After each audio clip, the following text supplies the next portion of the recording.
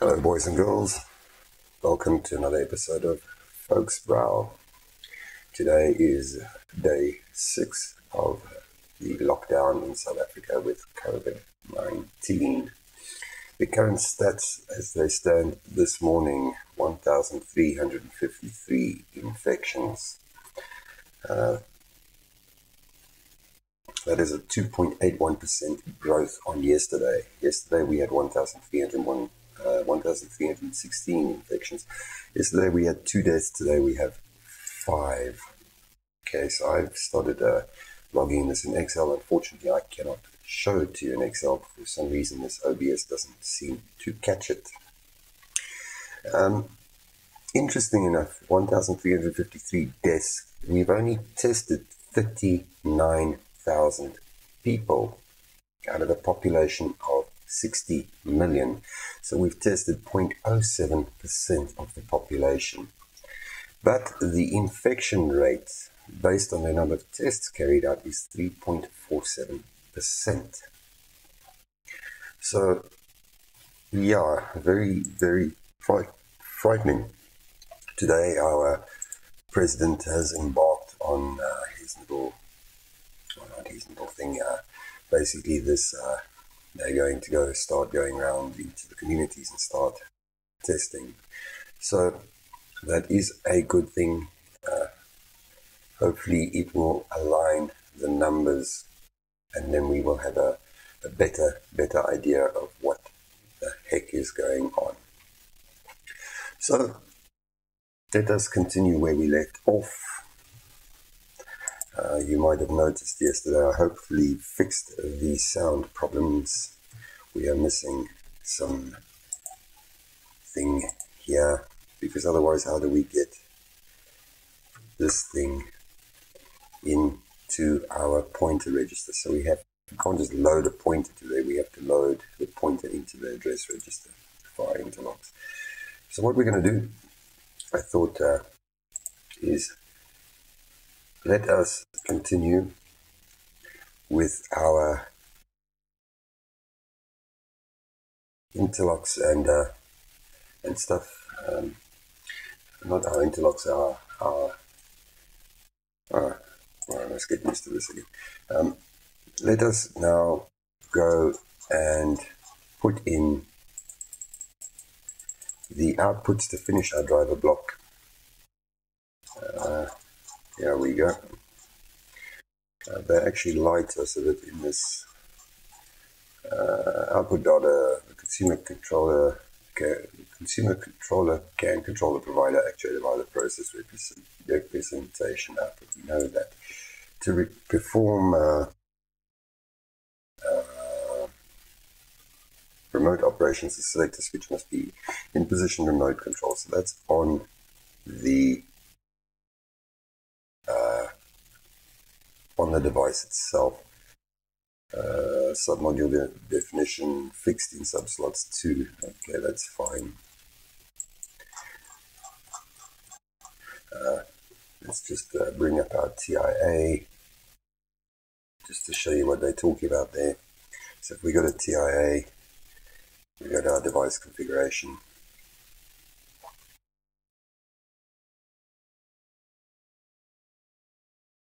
We go to our network view, and we go to our device subslot 2 for the outputs. Okay, so that's fine. Let us go back to our code. Now, for some stupid reason, my taskbar is in the way. So what we want to do is we want to carry on with our definitions. Just bring that up, 1 for you.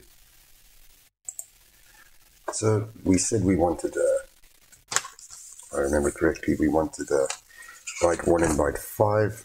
That's correct. Byte 1, we've got our open command, we've got our close command. We don't care about the set point because we're not using that. We've got our reset command. If we bring up our TIA again, we built in to our inputs, we've got an open, we've got a close. Let's go back to our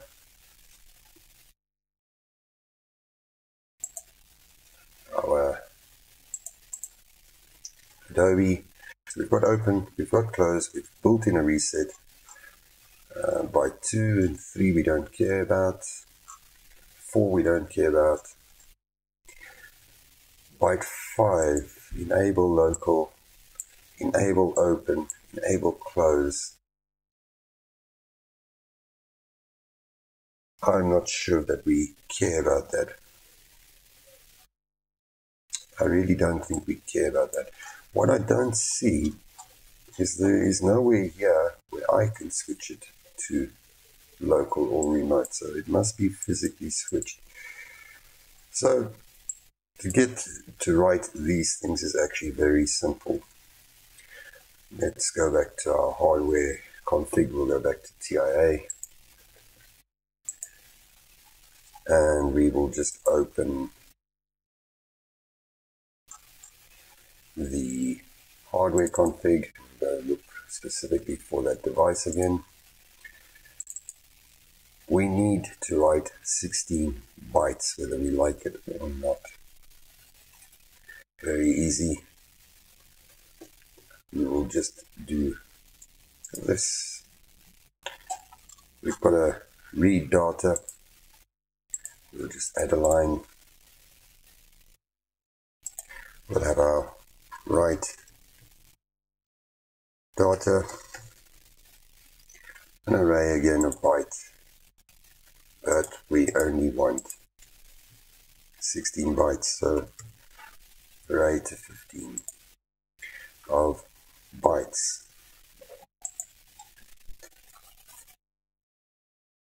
Let's just put a new network in. Well, actually we will do our writing after everything.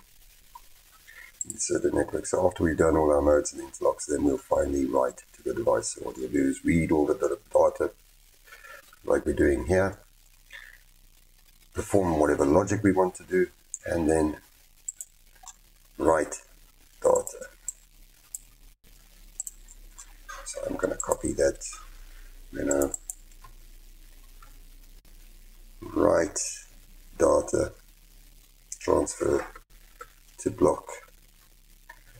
Well, it's from block data inputs.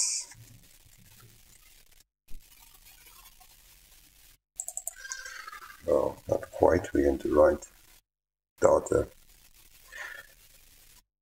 from block inputs to data send. So what we can do, we said we've got an open command, we've got a close command, and we've got a reset command. So we can say and open, and we'll just leave it a bit there, and close and reset. Again, we have to do the same thing. So we could write load address register 1 with a pointer to write data, and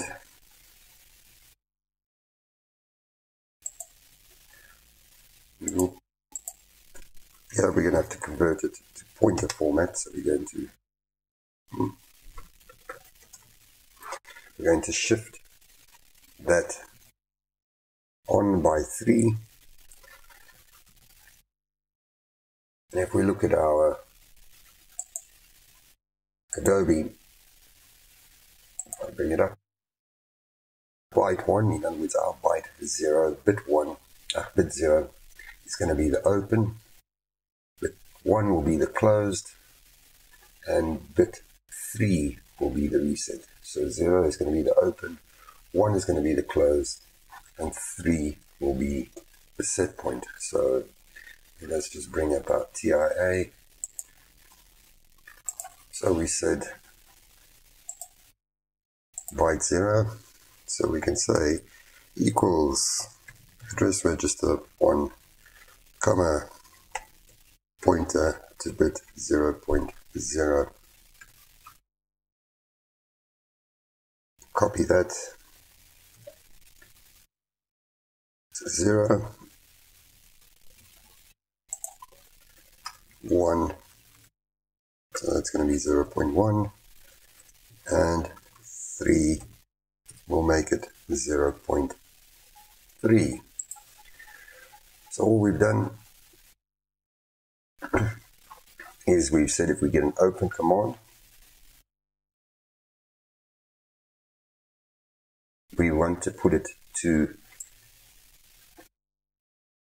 the write data scratch pad. The first byte, in other words, byte 0, bit 0. But obviously we can't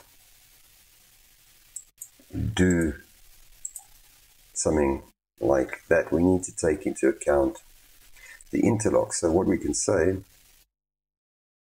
up here, we're saying if none of the interlocks are healthy, then we want to give it a close command. So we're actually going to copy that. We want to give it the close command there. But we don't want to keep driving it if the thing has already or is in the closed position, or if it's in the closed position, then we don't want to keep driving it. So we've got a limit. So we're going to say and not limit switch closed. Okay. And what that will do is drive it. Yeah. So we're going to put a close command.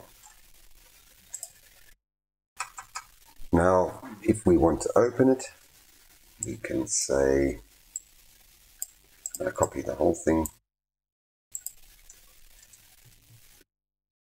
If all our interlocks are healthy, in other words, everything is high, and not limit switch open, then we can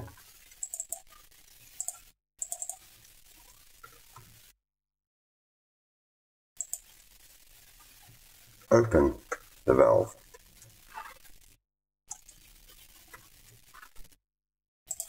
Very simple. So that gets rid of our open and closed commands. But not so easy, because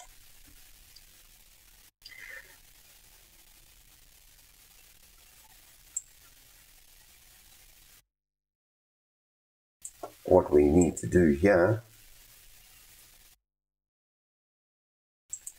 is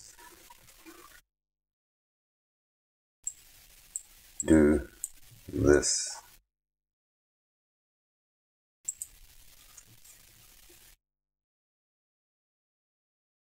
Because otherwise our pointer will be pointing to the interlock data, and we can't just do that. So why can't I just delete here? So let's copy that in there and do that. So basically we can get rid of that. Our reset, well, our reset we can do anytime. So what we can do, because we've already loaded the pointer to the right data, we can just put our reset command there. And we'll put a comment in, reset command. So that takes care of the 3 commands that we want to do. Let's just delete these extra lines. I hate the way TIA does this. For some reason it thinks I want extra lines. So what are we doing here? Just get rid of our declarations. We save it. I have a habit of saving regularly because I've lost a lot of data with this thing before. So we're loading an inter address register 1 pointed to interlock 00. We're loading the input byte of that from address register 1 starting at bit 0. So we're loading all 8 bits. We're comparing it to a hexadecimal value of FF. In other words, all the bits are high. If they're not, if any one of them, if it's any value but any one of them high, and the valve is not, in the closed position, then we'll load a pointer into address register 1 to the right data area, convert it we'll shift it up 3, in other words, now we can select each individual bit to write to, and we'll write to the second bit, not bit 0, but 1, the second bit, which is the close command, as we saw in our PDF, in our ALMA Profinet breakdown. And conversely, we're doing the opposite with the open command. We are again loading a pointer to interlock 0 into address register 1. We're loading the whole input byte. We're comparing it to the hexadecimal value of FF. If every bit in that byte is high, in other words, they're all high, and the valve is not in the open position, then we want to load a pointer to the right data area into address register 1, convert it to a bit format that we can work with, and write it to the first byte, bit 0, which we saw in the ALMA Profinet breakdown. So we're saying if the valve is in the closed position and the interlock trips, well, we're not going to do anything. But if it's anywhere but closed and an interlock trips, bring it to close. If all the interlocks are healthy and the valve is not open, anywhere but open, then we can drive it to open. Why are we doing this? We don't want to drive a motor. The valve has already made its position. It can't go anymore. Why do we want to try and turn it anymore? We might end up burning the motor out. Not that we can with these. They've got thermal protection and all sorts of overloads and things in it. But it's just good coding practice. There's no point in driving it to a position that it's already in. We're also saying that we can reset it at any time. Okay, only thing left now in our block is to write to the device. So let's go back here to our device configuration. I'm going to be lazy, but what we can do, and you must be aware of this, is you must make sure that the starting input address and output address is always the same. That way you always have the same logical address to write to. I could go, and we can see that in this case, they both start at 0. What I could go and do is I could call this block again, offset the subslot by 1 again, because I know it's going to be offset by 1. And then,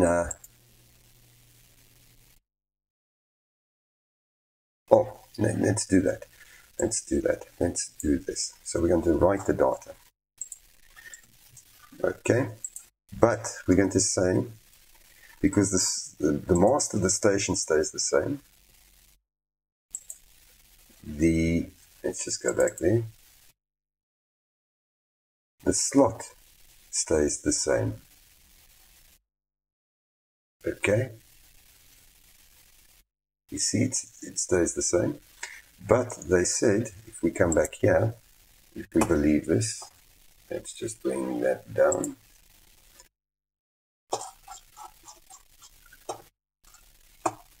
Module out, blah de blah de blah de blah.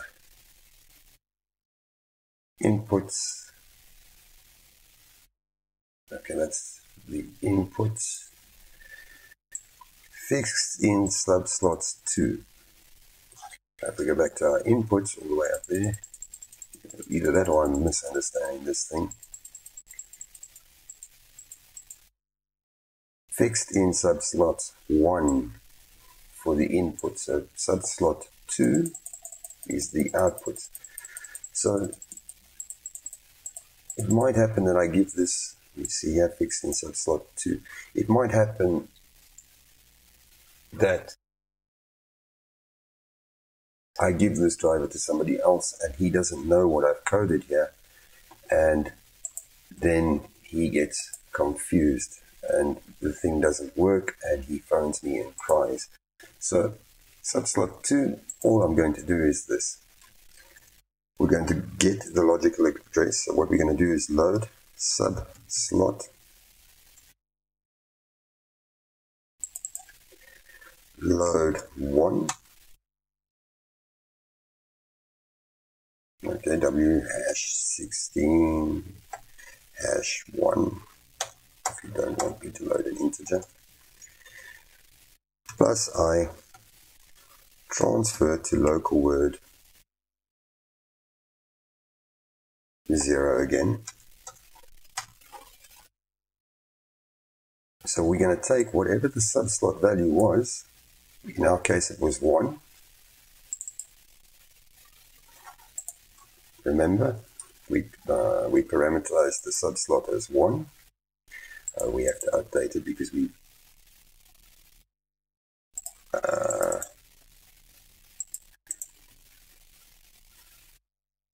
update the block call because we've added to it. And you don't see the messages that pop up, unfortunately. So we said the subslot was 1, which was right for the read data. Over there, subslot 1.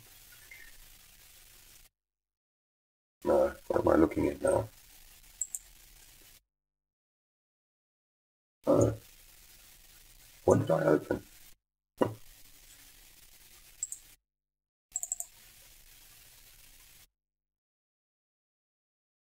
I wonder what I opened.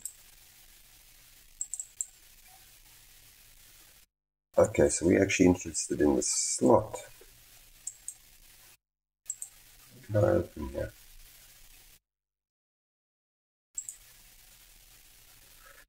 Okay, it doesn't matter. Either way, we go to the slot and increment it by 1.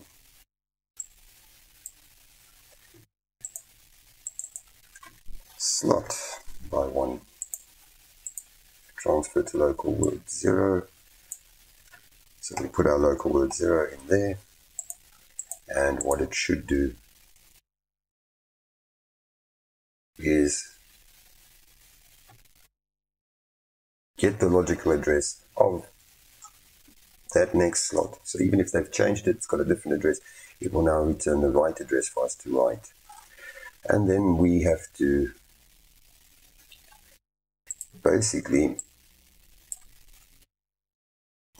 do this again, like we did for our read. And then we're going to go call DP. That was DP read data, so now DP write. Let's see. There we go. We want to call our DP write data. And we're going to put in local word 0, like we did. Our return value is going to be our error, and the record we're going to write is going to be byte 54. So we'll copy this and we'll put that in there. Byte 54. Done. And that takes care of our block. Very, very simple. We're getting the logical address from the geographical address for the inputs. We're getting the value that's there, this bit of code. we're going and getting all the bytes from there and putting it in the scratch pad. We are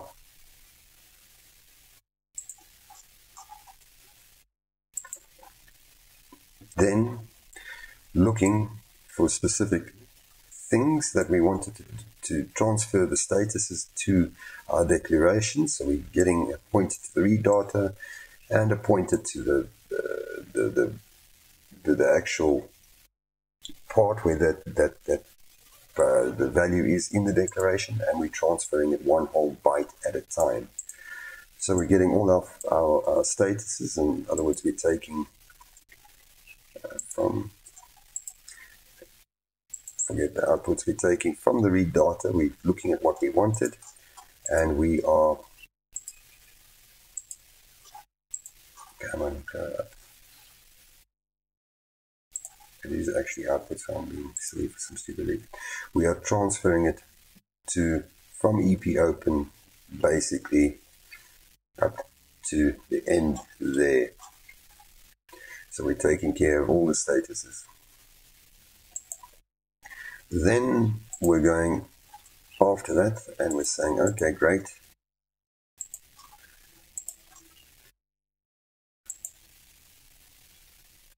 We are now going to look at our interlock statuses and the valve position.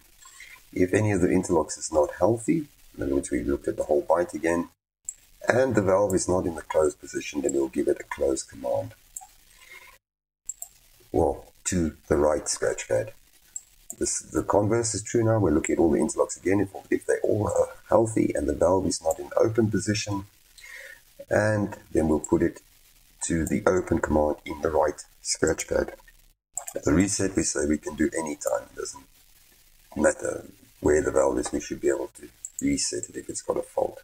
Again, we put it to the scratch pad.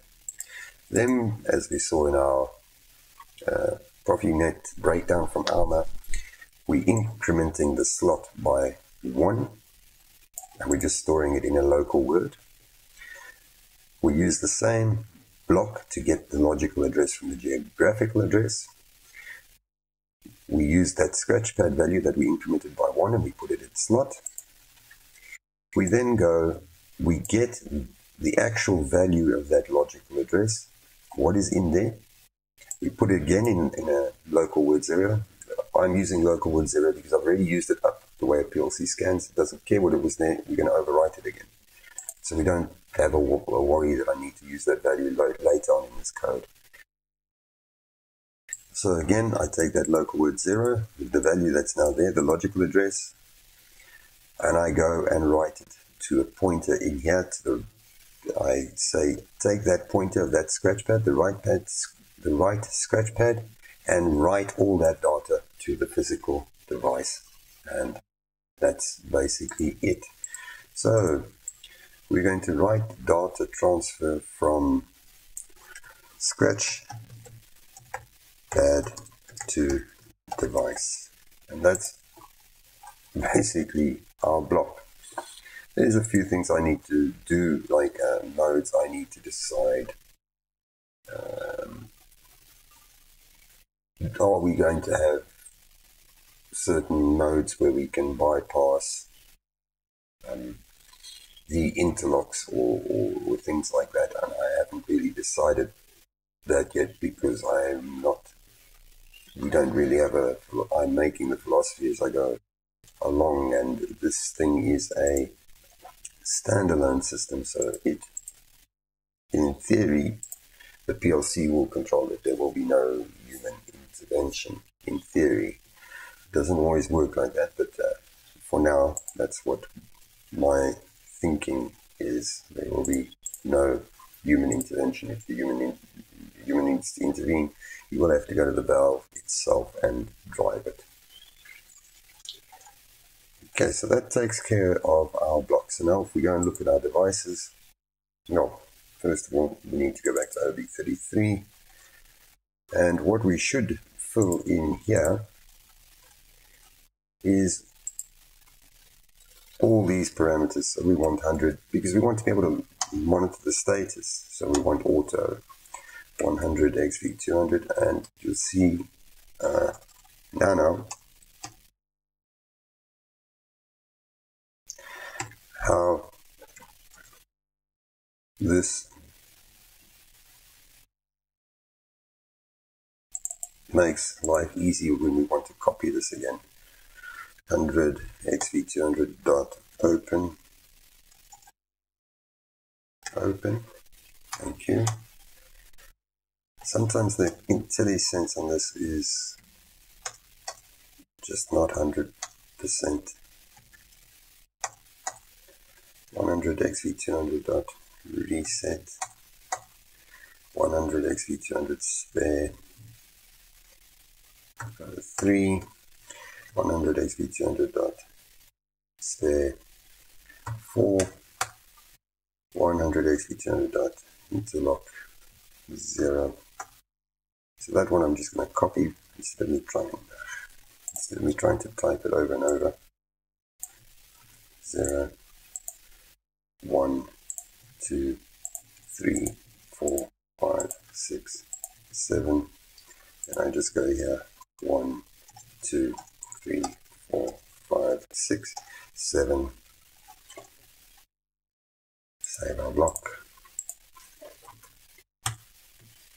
En open. 100 xv200.en closed. 100 xv200. Waypoint position reached. 100 xv200 not ready remote. 100 xv200 run to open. 100 xv200 run to close. 100 xv200 warm. Fault.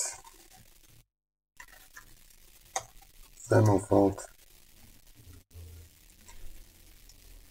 What are we now looking at? Base fault. Base fault 0. 100.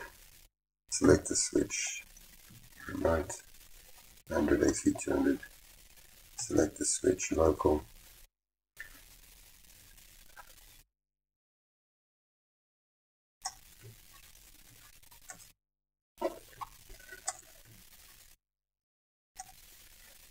Torque.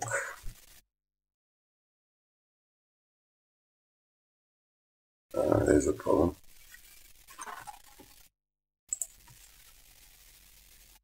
Torque switch closed, so let's just go and fix that.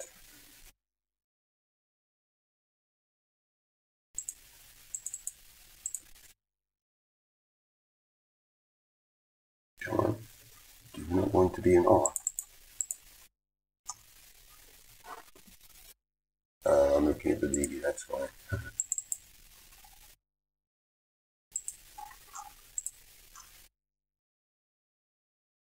Output.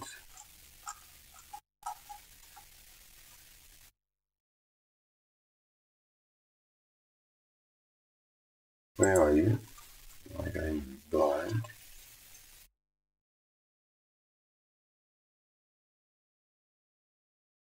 Not ready. Phase fault, torque fault. There you are.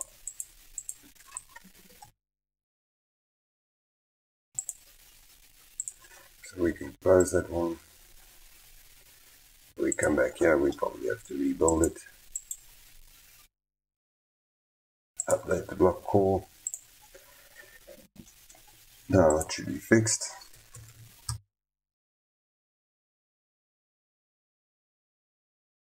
Torque switch closed. 100. Not ready remote. Warm.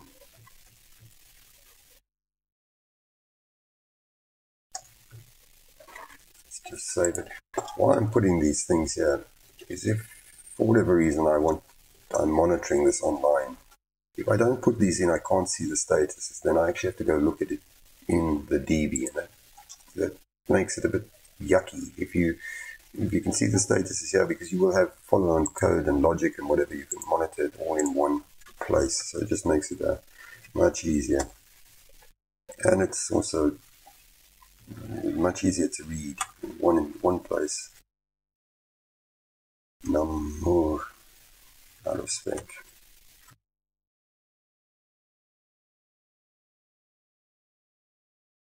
Function check.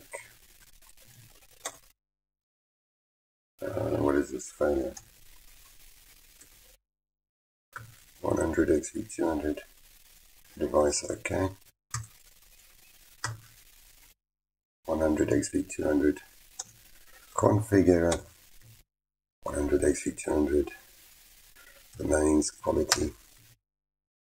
100 thermal fault 01. 100 phase fault.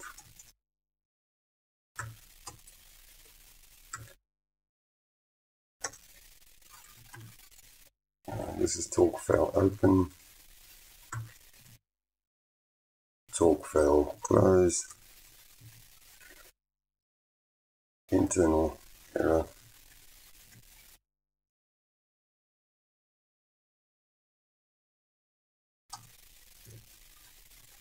Right, we're almost done.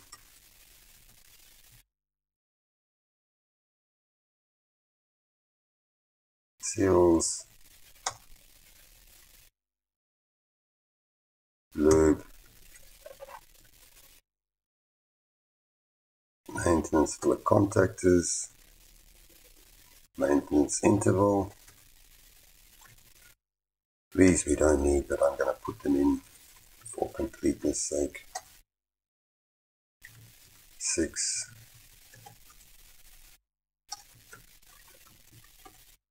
And then we are pretty much done with this.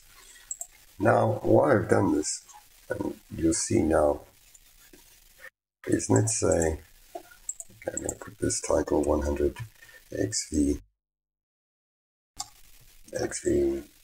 200. We'll put a new network in.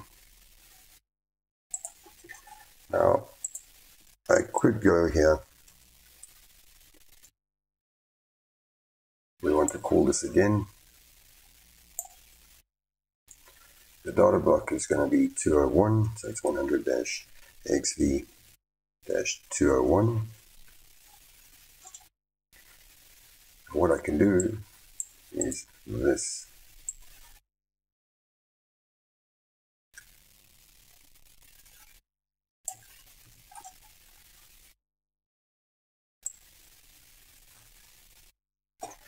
Come on.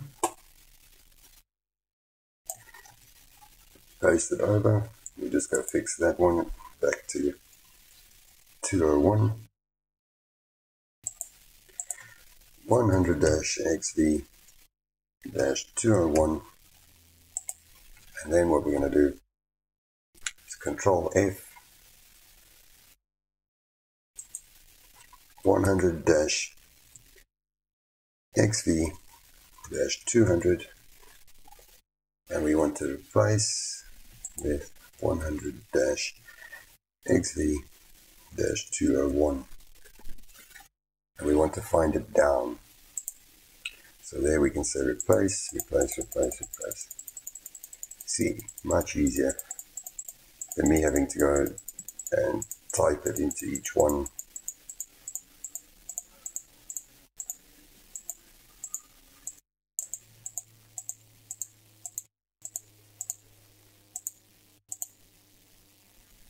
Okay, bang. And we can save our project. So there we go. One last thing we must do for the device 201 is go to our network view. So we looked at 100, we need 201. It is going to be, where's my properties?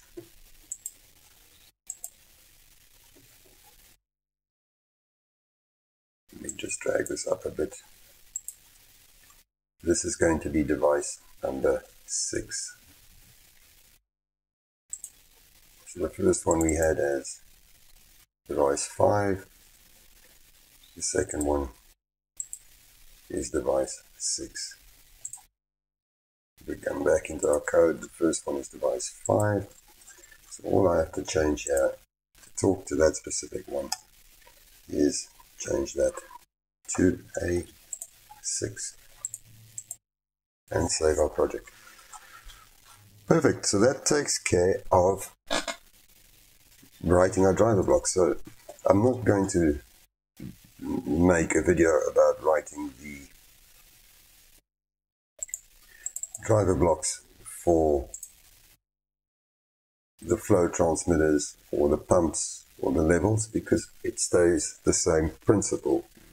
You know now how to read the data, how to build your declarations, how to build your read and write buffers and what functions to use to do it. So it will stay the same. The only thing that will change now from device to device is the telegram, what data you're getting from it. Obviously, like a flow transmitter, I'm not going to be opening or closing it. I'm going to just get a reading back from it, and maybe whatever diagnostics I want. These flow transmitters, I'm using mag flows deliberately on this project because it is water, but it's got a 30% solid content in it. Now, I could have used ultrasonic flow, but for price on size, these are big flow meters. They are 450 nominal bore lines. That means the line sizes are almost half a meter in diameter. And line on line size and accuracy, the mag flow is the better choice. It gives us a higher accuracy, and I'm happy with that. It's also non-contact. It's a tube. The sensors are built into the tube, non-contact, so that's very nice. So these mag flows particularly, I believe I can get temperature built into it and get it via the bus. And this is the advantage of a bus over conventional. If I wired 2 wires to the instrument, I only get 1 signal. It will be the flow rate. But now I'm using the bus, I can get whatever's in this thing's brain that allows me to have. So with the mag flow, I get the volumetric flow rate, I get a calculated mass flow rate, I get a totalized value, accumulated value over time, which is nice. So I can see I've pumped 10 cubes in the last 3 days or whatever. I get temperature, I believe, out of it, and there's quite a few more things. So, like I said, I'm not going to run through writing the drivers for these other devices with you. We've addressed the valve, which I think out of the lot is probably the most complex, because it's also got the most rubbish data and jumping all over the place. So I've showed you how to do that with pointers. What we will do in tomorrow's video, I'm going to go up and finish the rest of these drivers for this. I'm going to start tomorrow with the HMI, the human machine interface. This is what the operator sees. The operator doesn't see this. He doesn't operate on this. He sees a nice pretty picture and process layout, and he gets to press a button on it. And on these ones it's touchscreen, so he presses a button on it and says, do this, thank you, cheers, and he walks away.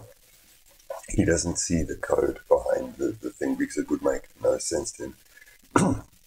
Excuse me. So tomorrow we will start with the HMI side of it. So today I will go up and finish up the drivers for the rest of these blocks and pulling them into our cyclic OB, because then they're done. Now it's just how do we get the HMI to talk to the PLC, and actually, in theory, what the HMI is doing is talking to the PLC, and the PLC is talking to the field device. Think of it like this. It's seeing straight through. The PLC is just the middleman handling everything. For those of you that didn't know, and I'm not the newer range of the Siemens PLCs, it's based on an Infineon chip, which is based on a ARM architecture. Obviously, they put what they want on top of it. So it is just a glorified microcontrol unit. You don't need anything fancy in process control. Like I've said before, the PLC scans cyclic regardless. It's waiting for something to happen. It scans your logic regardless. It's the state of the logic that will tell it what it's going to do. Not, this happened, you mustn't, well, State of the logic. Whatever happens there to change the state of the logic will determine the outcome. It's not going to wait. This thing happened, I must stop everything and do it. No, it doesn't work like that. Well, we are now at the end of our video, so yeah, I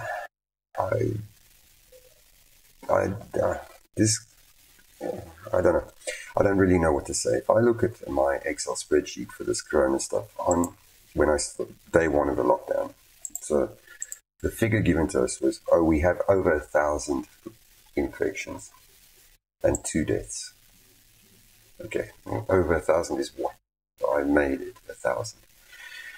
Day 2, the 28th, we had 1172 deaths. That is the figure given to us. 1172 infections with 1 death. In other words, that was the one that they cocked up because they decided that the death was of other causes, so that doesn't count as corona. Day 3, the 29th, we had 1183, which is 0.94% up on the previous day, with 1 death. Day 4, we had 1280, which was on the 30th of March, infections, 2 deaths, but the gross on infections was 8.2%. Day 5, which is yesterday, we had 1316, 2.81% up on the previous day, but 2 deaths still. This morning, April the 1st, 1353, but 5 deaths, and we again 2.8% up on yesterday. So like I said, they've admitted that they've done 39,000 tests so far. So if they've done 39,000 tests, the infection rate is 3.47%. In other words, the amount of infections in versus tests.